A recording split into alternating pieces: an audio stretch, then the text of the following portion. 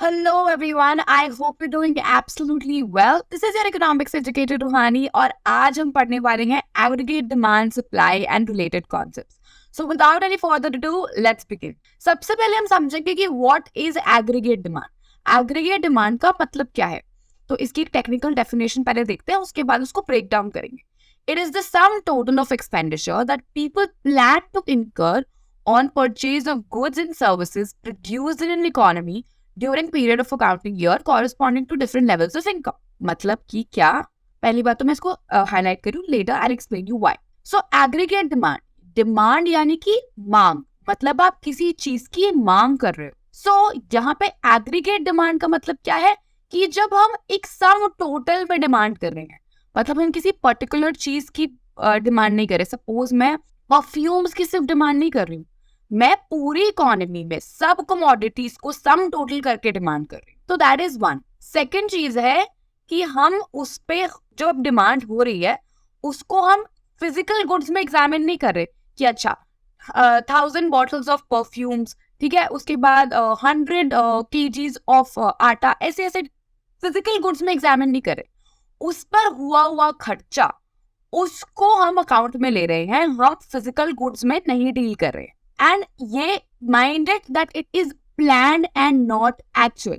जो आप प्लान कर रहे हो खर्चा करने का, उसको अकाउंट में ले रहे हैं, ना कि जो एक्चुअल में होगा. ओके, सो अब also it is services producer economy during period of accounting year. तो हम किसी फ्लो कॉन्सेप्ट की बारे में बात कर रहे हैं. अगर आपने फ्लो कॉन्सेप्ट नहीं समझा है तो refer to my previous video wherein I explain flow and stock. तो वो बहुत इंपॉर्टेंट कॉन्सेप्ट है. तो it is a flow concept क्योंकि ये during a period of time में करा जाता है. So I hope you understood what do we mean by aggregate demand. Aggregate demand मतलब कि sum total of expenditure that people plan to incur. अब ये है एडी का स्केड्यूल. तो बेसिकली हम इसको एक टैब्यूलर फॉर्म में समझने की कोशिश करते हैं.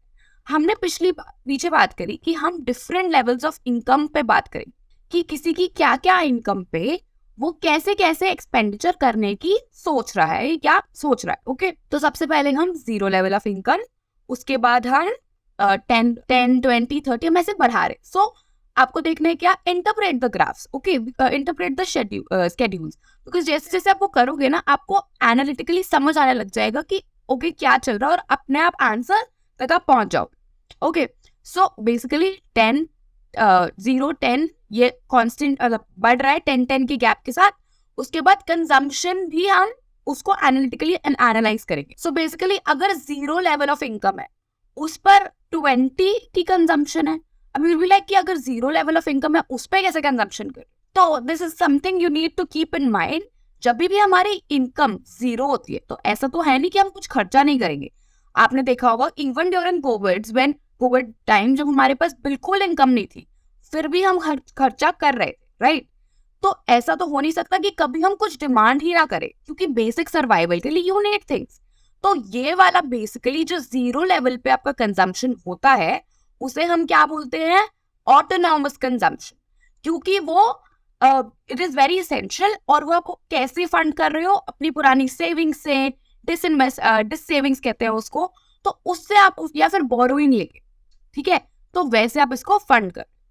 जैसे जैसे आपकी इनकम बढ़ रही है तो आपका कंजम्पशन भी बढ़ रहा है, ठीक है, देख रहे हो आप. पर एक चीज इसमें देखने वाली क्या है कि जिस रेट से आपकी इनकम बढ़ रही है उस रेट से आपकी कंजम्पशन नहीं बढ़ रही.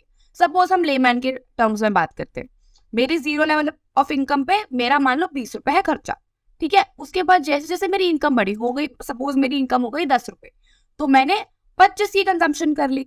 अब ऐसे करते करते सपोज मेरी इनकम हो गई 500 रुपए, पर मैं बढ़ाते बढ़ाते भी अपना खर्चा कितना ही बढ़ा लूंगी, नहीं बढ़ा सकती ना, क्योंकि बेसिक नेसेसिटीज के थोड़ा सा ही ऊपर चली गई, क्या लग्जरीज ले ली, ये ले लिया, पर मेरी इनकम तो बढ़ रही है ना, तो मेरी कंजम्पशन उससे इससे बढ़ ही नहीं रही है, ठीक है.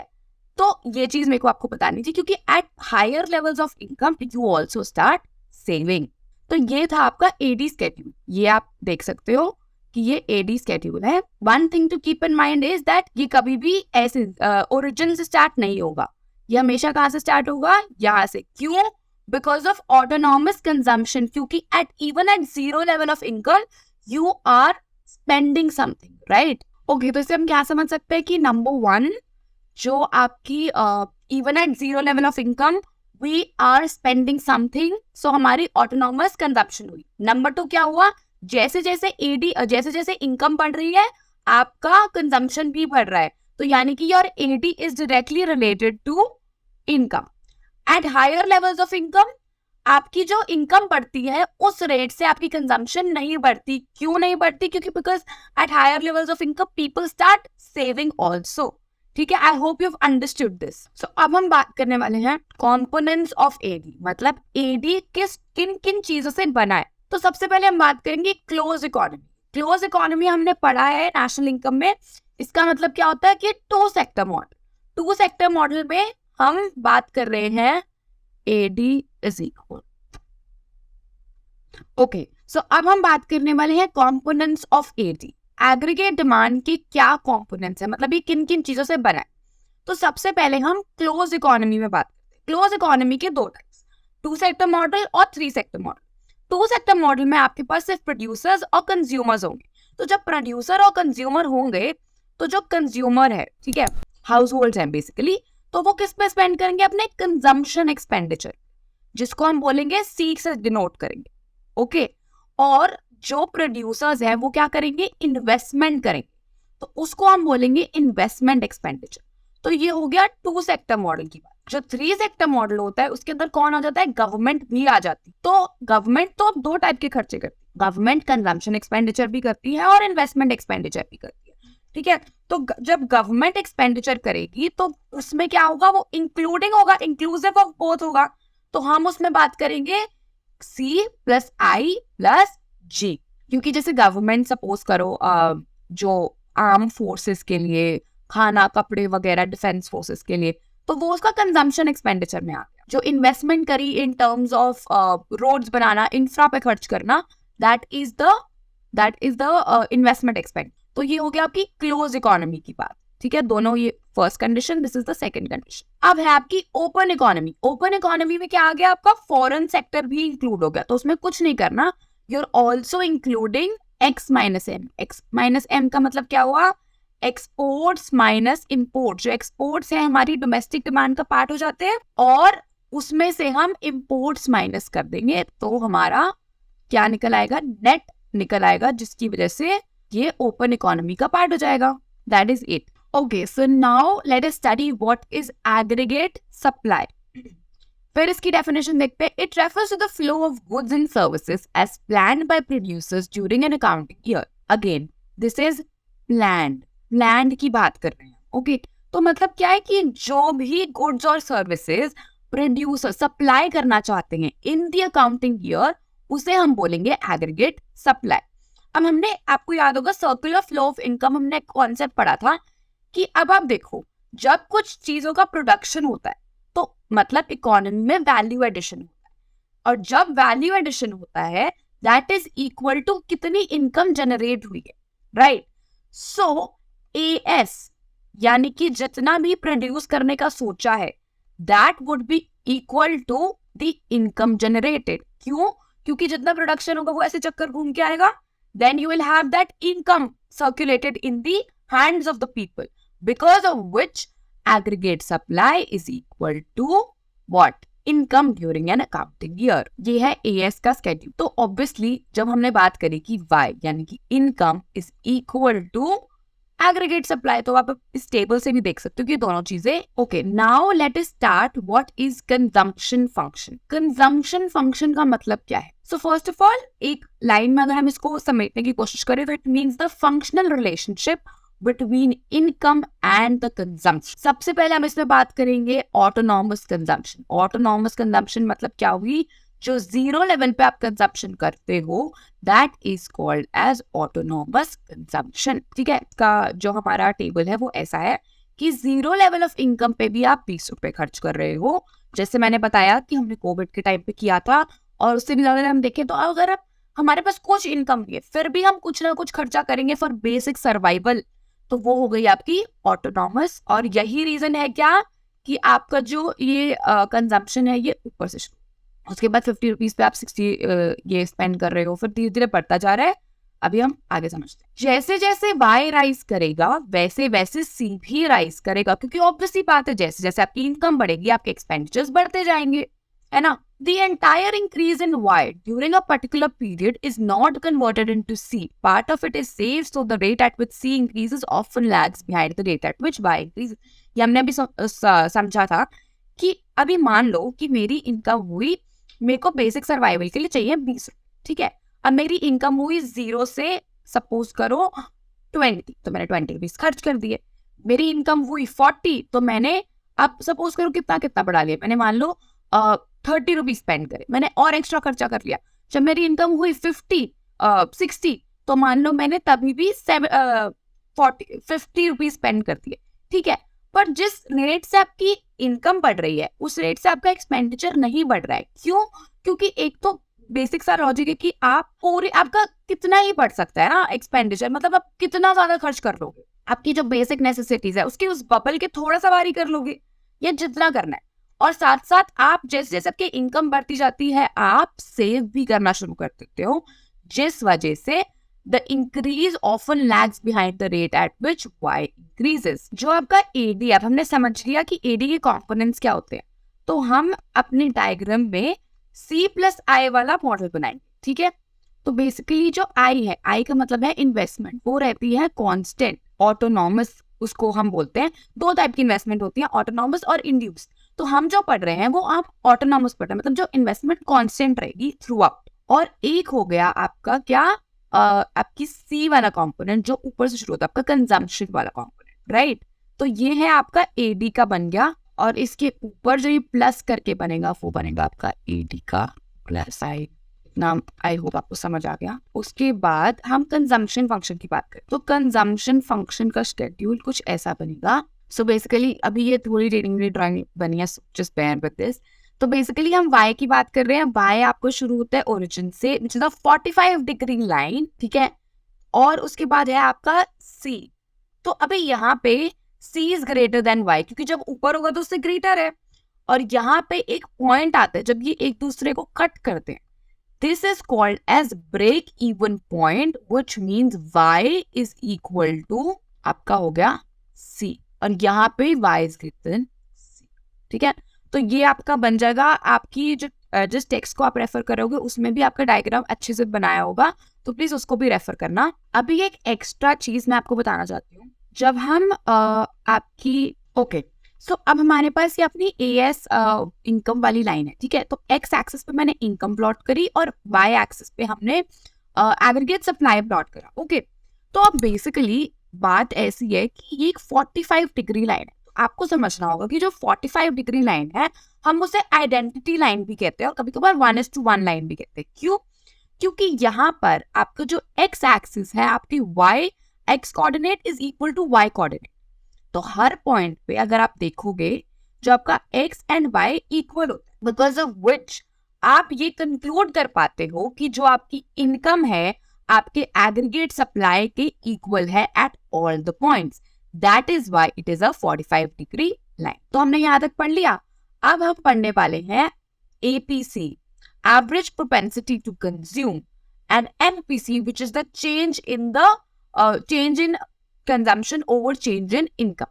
तो एवरेज किसी चीज का भी हमें अगर एवरेज निकालना पड़ता है तो हम क्या करते हैं, हम उसको एवरेज का मतलब क्या हुआ कि ओवरऑल कैसा चल रहा है, ठीक है। तो हम कैसे निकालेंगे, C upon Y। C upon y मतलब क्या हुआ, so basically C upon y मतलब कि it is the ratio between the consumption, total consumption and total income। तो पर यूनिट कैसा हो रहा है वो हमारे को समझ आ जाएगा। MPC marginal propensity to consume, कोई भी चीज अगर मार्जिनल है मतलब एड ऑन क्या है उसमें, तो हम वो हमेशा कैसे निकालते हैं कि जैसे आपने मार्जिनल वो भी पढ़ा हुआ, marginal utility, marginal all of that. तो मार्जिनल मतलब एक यूनिट एक्स्ट्रा कंज्यूम करने पर हमारे को कितनी यूटिलिटी मिलती। Similarly marginal propensity to consume का मतलब है change in consumption over change in income. अगर मैं इसको ऐसे बताऊं तो it is the ratio between change in consumption over change in income, which is called as MPC। हम आगे इसकी रेलेवेंस और पढ़ेंगे क्योंकि it is a very important thing for us. तो अब हम पढ़ सकते हैं कि algebraic presentation of consumption function, तो हम उसको कैसे रिप्रेजेंट करते हैं। अगर मैं आपको ये सब छोड़ दो, अभी मत सोच, अगर मैं आपको नॉर्मली अपना कंजम्पशन बताने की बात करूं तो आप कैसे बताओ? अगर कोई मुझसे पूछेगा तो मैं कैसे बताऊंगी? मैं बोलूंगी मेरा कंजम्पशन क्या है कि मुझे मान लो इतने रुपए, सपोज एक्स रुपीज तो मुझे चाहिए ही चाहिए, किसी हाल में चाहिए। अगर मेरे पास पैसा है नहीं है, इनकम मेरी है नहीं है, मुझे इतना तो अपने सर्वाइवल के लिए चाहिए ही चाहिए। सो बेसिक सर्वाइवल के एक्स, जो अगर हम बात करूं जैसे जैसे मेरी इनकम बढ़ रही है तो मेरा एक्सपेंडिचर कैसे बढ़ रहा है। एक तो बेसिक सर्वाइवल वाला हो गया, और एक हो गया जो वेरिएट करेगा, वेरिएबल होगा। जैसे अगर मैं आपको नॉर्मल एग्जांपल दूं कि एक होती है आपकी फिक्स्ड कॉस्ट और एक होती है वेरिएबल कॉस्ट। तो फिक्स कॉस्ट तो फिक्स रहती है, कुछ एड ऑन्स होते रहते हैं, है ना। तो उसको हम कहेंगे, उसको यहाँ पर रिप्रेजेंट किया हुआ है कि कंजम्पशन इज इक्वल टू जो ऑटोनॉमस कंजम्पशन, और उसके बाद आपकी जो वेरिएट करेगी, मतलब जो इनकम के बढ़ने के साथ साथ आपकी बढ़ती रहे। ओके, तो C in function refer to the minimum level of consumption. It is the value of consumption when Y is equal to 0. मैं आपको बता दिया। B refers to the rate at which C increases in response to increase in Y. It is this. It is the slope of the consumption function. अभी ये छोड़ो, consumption function की slope अभी हमने ये पढ़ा, मार्जिनल प्रोपेंसिटी टू कंज्यूम, जो था ये, और ये क्या निकला, मार्जिनल प्रोपेंसिटी टू कंज्यूम।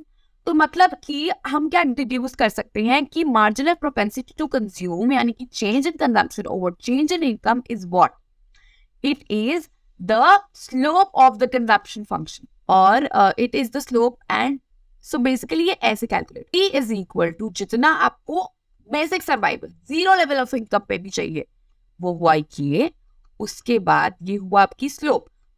तो basically 0.8 is the marginal propensity to consume, ठीक है।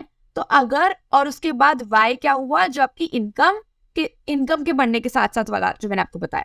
सो व्हेन, अगर अब इसको, इससे आपको ज्यादा समझ आएगा, see when y is equal to 0, जब y इज इक्वल टू 0 है तो क्या हुआ 20, when y is equal to 100 तो हमने यहाँ y इज इक्वल टू 50 हमने यहाँ सब्स्टिट्यूट किया, तुम्हारा क्या आएगा 60। ऐसे करते करते आपको समझ आ गया, right.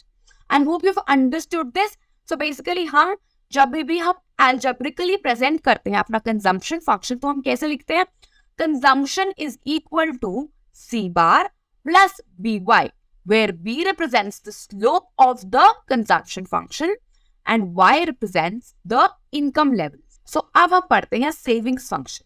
Very easy to understand, because अगर आपने कंजम्पशन फंक्शन समझ लिया तो आप सेविंग फंक्शन आराम से समझो। Functional relationship between S and Y is called as the savings function. अभी आपकी इनकम है, ठीक है, हमारे को कंजम्पशन दिया हुआ है, आप कंजम्पशन से सेविंग निकाल सकते हो क्योंकि हमारे को एक रिलेशनशिप क्या पता है, y is equal to C plus S। तो जैसे जैसे आपकी इनकम बढ़ रही है आपका कंजम्पशन बढ़ रहा है। यहाँ पे क्या हुआ, अब आप इसको एक बार पॉज करके वीडियो एक बार इस टेबल को देखो और समझो कि एक्चुअली हो क्या रहा है। अभी देखो ये हो गया, अब आपने जब 0 लेवल पर कंजम्पशन करी तो वो 20 हुई, तो y is equal to C plus S के थ्रू आप एल्जेब्रिक रीड में निकाल सकते हो, मतलब मैथमेटिकली तो आपने निकाल दिया -20 हुआ। बट अगर हम इसको लॉजिकली समझने की कोशिश करें कि अगर मेरी 0 लेवल ऑफ इनकम है, मेरे पास कुछ मेरी कंजम्पशन है, तो वो कैसे करूंगा मैं अपनी सेविंग्स में से करूंगी। तो ये क्या हुई आपकी dissavings, -20 is your dissavings. उसके बाद क्या है आपके पास 10 पे इतना है, ये तो आप निकाल लोगे, राइट। और अब आपको एक चीज और नोट करनी है, जब हमने बात करी ब्रेक इवन पॉइंट की, ब्रेक इवन पॉइंट का मतलब क्या है, when your y is equal to C। तो जब y is equal to C है तब आपका सेविंग का क्या होगा, saving would be equal to 0। अब similarly APS is equal to S upon Y, मतलब total savings over total income. It is the ratio between total savings upon total income. Marginal propensity to save का मतलब क्या हुआ, change in savings over change in income. अब हम इससे क्या conclude कर सकते हैं, जैसे हमने सेविंग्स फंक्शन का कंक्लूड किया था कि ये change in savings over change in income is what, it is the slope of the savings curve. Slope हो गई आपकी सेविंग्स कर्व। ओके, सिमिलरली आप इसको भी निकाल सकते हो, S is equal to minus C bar plus 1 minus B की पावर BY, ठीक है, ये तो याद करने वाली बात हो। पर अगर हम इसको लॉजिकली भी समझे तो अगर मैं लिखना चाहूँ, मैं आपको ये लिख के बताती हूँ। ओके, सो बेसिकली मैं आपसे इस डेरिवेशन की बात करी थी कि आप लॉजिकली भी इसको निकाल सकते हो। कैसे? y is equal to C plus S. हमें पता है कि हमारी income is equal to consumption plus हमारी सेविंग। अगर मैं अब लिखना चाहूँ कि y इज इक्वल टू, अब मैंने सेविंग्स फंक्शन डिराइव कर लिया था, राइट? मैंने सेविंग्स फंक्शन क्या डिराइव करा था? Savings function was c bar plus by, where b was the slope of the consumption function and y was the income level plus s। ठीक है, अब मैं इसको इधर ले गई, नॉर्मल जैसे हम करते हैं सॉल्व, इधर ले गई y माइनस सी बार है, ये भी सी बार है, माइनस बी वाई। तो हमने क्या लिखा? y को कॉमन निकाल लिया, 1 माइनस बी हो गया माइनस सी बार। तो s हमने इनको इंशर्ट ऐसे ही निकाल लिया, क्या? माइनस सी बार प्लस 1 माइनस बी वाई। ठीक है, I hope you understood this. अब करते हैं ये हमने कर लिया ना, ये मैंने आपको बता दिया कैसे निकाला हमने। तो c इज इक्वल टू, अगर आपको ये क्वेश्चन दे दिया जाए कि आपके पास कंजम्पशन फंक्शन है, डिड्यूस द सेविंग्स फंक्शन, तो कुछ नहीं करना आपने। अब आपको समझ आ गया कि कैसे निकालना है। यू विल बी लाइक कि s is equal to -20। Autonomous में क्या था? ये क्या था आपका? c बार था ना, तो सेविंग्स फंक्शन में वो क्या हो जाता है? Minus C bar. This question can का minus C bar. 0 B Y, यहाँ पे क्या होता है? 1 minus B Y. 1 minus B Y का मतलब क्या हुआ? 1 माइनस 0.8 वाई, तो क्या हो गया? 0.2 Y. This is the value of s when y is equal to 0। y is equal to 0 मतलब ये क्या है? आपकी डिस सेविंग्स है। और ये हो गया आपका MPS, मतलब मार्जिन। हमने क्या कंजम्पशन फंक्शन में आपका क्या यूज हो रहा था? MPC, क्योंकि आपकी वो क्या थी? स्लोप। जब हम सेविंग्स फंक्शन की बात करेंगे तो हम क्या निकालेंगे? 1 माइनस बी। बी क्या था? MPC था ना, तो 1 माइनस MPC क्या हो गया आपका? MPS। इसका हम डिराइव भी करेंगे आगे जाके कि prove that 1 is equal to MPC plus MPS। ये आपका डायग्रामेटिक प्रूफ है।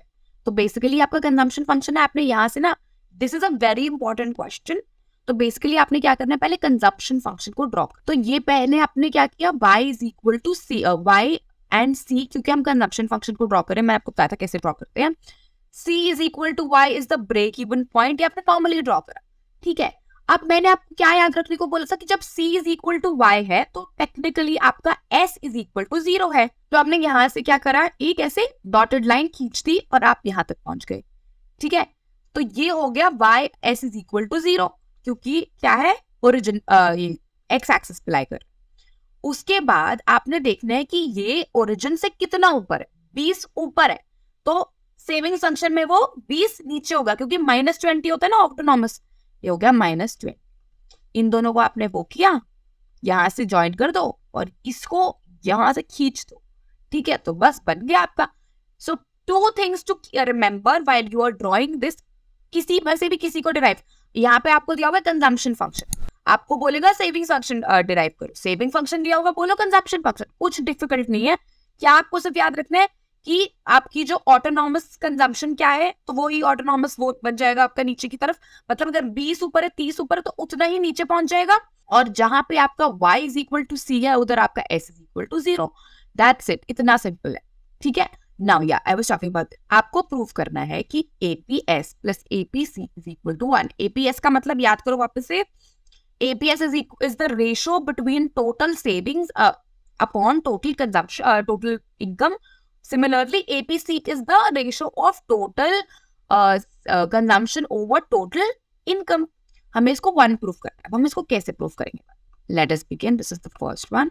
हम कुछ नहीं करेंगे। हमने क्या लिखा? APS plus APC। हम लेफ्ट हैंड साइड ले रहे हैं, हमारे को 1 तक पहुंचना। हम पहुंचा देंगे LHS का LHS। APS का मतलब क्या हुआ? S upon Y। मैं बस इसका वो लिख रही हूँ जो हमने डिराइव करा था। And this is C plus Y, C upon Y। Denominator को हम कॉमन ले लेते हैं। C प्लस S का मतलब क्या होता है? Y, बिकॉज हमारी इनकम किस 2 पार्ट्स में डिवाइड होती है ना, consumption and savings, is equal to Y upon Y। Cancel किया, क्या आ गया? 1।